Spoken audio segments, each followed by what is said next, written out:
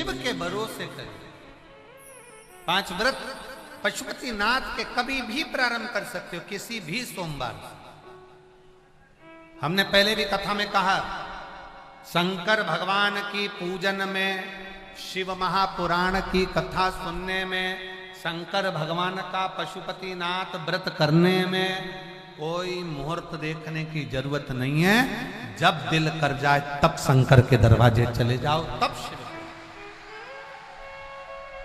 हर हर।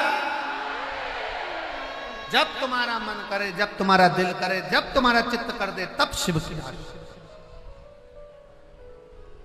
तुम्हारा मन जिस दिन कर जाए, सोमवार व्रत करने का मन करे, तुम्हारा मन हो गया कि मेरे को करना है, ये नहीं देखना कि कब सोमवार चल रहा है, क्या सोमवार, नहीं, मन हो गया कर, चित्तवृत्ति में आ गया कर। शिव कथा कर रही, भगवान शंकर का संवाद कर रहा है। भगवान शिव की, तुम्हारा दिल करे, जब तुम्हारा मन करे तब करे। और शंभु पशुपति व्रत जिस दिन तुम्हारा रहे, उस दिन शंकर जी पे चढ़ी हुई बेलपत्र को नहीं लाना। जिस दिन तुम्हारा पशुपति व्रत रहे, शिव जी का पूजन करने जाओ, उस दिन जल का जो भाग लेकर आते हो पीने के लिए, वो नहीं। उस दिन केवल पशुपति व्रत का ही पूर्णता करें, उसमें कोई दूसरा लक्ष्य ना जोड़े, केवल पशुपति व्रत। और फिर कई माताएं कहती है, गुरुजी हमने पशुपति व्रत करा, भगवान ने हमारी क्यों नहीं सुनी, और दूसरों की तो भगवान सुन लेते हैं, हमारी क्यों नहीं सुनी। तो एक निवेदन है, जो कढ़ाई में या भगोनी में या पात्र में जो तुम मीठे का प्रसाद बनाते हो, वो प्रसाद पूरा की पूरा थाली में लेकर या जो भी का पात्र में लेकर मंदिर जाया करो, पूरा की पूरा। कई लोगों की आदत रहती है, आधा बच्चों के लिए कढ़ाई में छोड़ देती हूँ, आधा लेकर चली जाती हूँ, तो प्रसाद का मान 2 हिस्सा हो जाता है, इसलिए वो प्रसाद फिर मान्य नहीं है। बनाओ उतना जितना तुम्हें मंदिर में लेकर जाओ, उसका आधा हिस्सा कढ़ाई में छोड़ना नहीं है, भगोनी में नहीं छोड़ना। खीर अगर बनाई गई है पात्र भरकर, तो वो पात्र भरकर ही जाएगी। हलवा, और कई माताएं जो जिनके घर में 25 साल 20 साल 30 साल 15 साल 18 साल 20 साल 30 साल हो गए, बच्चे नहीं हो रहे, उन्होंने कई बार आंकड़े का जड़ का प्रयोग करा। पर मेरा निवेदन है, विश्वास कथा सबसे पहले तुलसी बाबा कहते हैं शंकर विश्वास रूपिणो।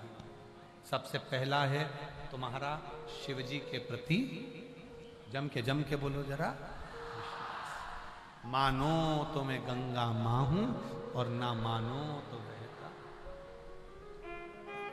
मानोगे तो मैं गंगा हूं, ना मानो तो बहता पानी। तुम्हारा विश्वास पूर्ण है तो शिव मिलता जाए। और हमारा भी विश्वास है कि आप ये प्रयागराज की धरा पर आज कथा का विराम दिवस पर जो बैठकर कथा सुन रहे हो ना, इतना तो मेरे बाबा पर विश्वास है कि 3 महीने के अंदर तुम्हारा पत्र भी इस व्यासपीठ पर जरूर आएगा, ये विश्वास। भगवान शिव का नाम पशुपति नाथ हो गया, भगवान शंकर पशुपति नाथ बन गए। विदल उत्पल की कथा आती है। एक विदल और उत्पल दोनों पार्वती जी को देखकर मोहित हो जाते हैं, और माँ पार्वती स्वयं विदल और उत्पल दोनों जब अपनी ओर आसक्त होकर आते हुए देखती हैं, तब क्रोध में मां पार्वती मैया कुंदुक उठाकर उसका प्रहार कर देती, और कुंदुक का प्रहार करा, और जैसे ही कुंदुक का प्रहार करा तो शिव जी का नाम कुंदकेश्वर, शिव जी का नाम कुंदकेश्वर महादेव, शिव कुंदकेश्वर महादेव। बैठे रहिए, आप लोग बैठ जाओ। और शंकर भगवान का नाम कुंदकेश्वर महादेव हो गया, शिव कुंदकेश्वर महादेव के रूप में विराजमान। बोल कुंदकेश्वर महादेव की जय। शिव कुंदकेश्वर महादेव के रूप में विराजित हो जाते हैं। आगे सुंदर वर्णन 12 ज्योतिर्लिंग का आता है। 12 ज्योतिर्लिंग के सुंदर वर्णन में प्रथम ज्योतिर्लिंग श्री सोमनाथ जी का वर्णन आया। तुमरुका जी चंचुला देवी को 12 ज्योतिर्लिंग का स्मरण करा। प्रथम ज्योतिर्लिंग के रूप में श्री सोमनाथ जी का वर्णन आया। चंद्र को काया का रोग हो गया। जब चंद्रदेव को काया का रोग हुआ, चंद्रदेव बड़े दुखी हुए। शिव पुराण कहती है जब जब रोग आए, फिर निवेदन है रोग को निवारण के लिए दवाई खाओ, औषधि खाओ, डॉक्टर को दिखाओ, पर साथ में रोग के निवारण के लिए आपके मन को भी मजबूत बनाओ कि मुझे कोई रोग नहीं है, मैं ठीक हो सकती हूं और मैं ठीक हो जाऊं। ये मजबूती रखो कि मैं ठीक हूं और ठीक रहूंगी।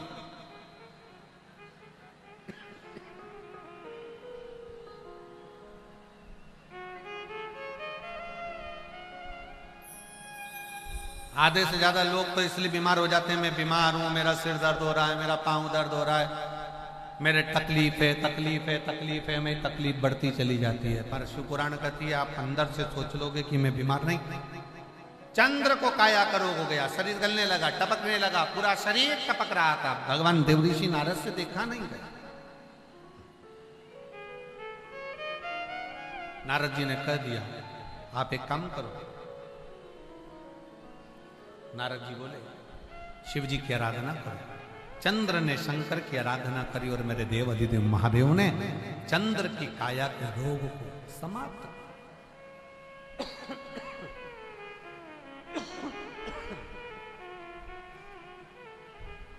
चंद्र की काया का रोग समाप्त हुआ। भगवान सोमनाथ जी के रूप में विराजमान हुए। बोल सोमनाथ भगवान की। अगला वर्णन आया है श्री मल्लिकार्जुन का। षडानंद कार्तिक के बाबा रुष्ट होकर चले जाते हैं।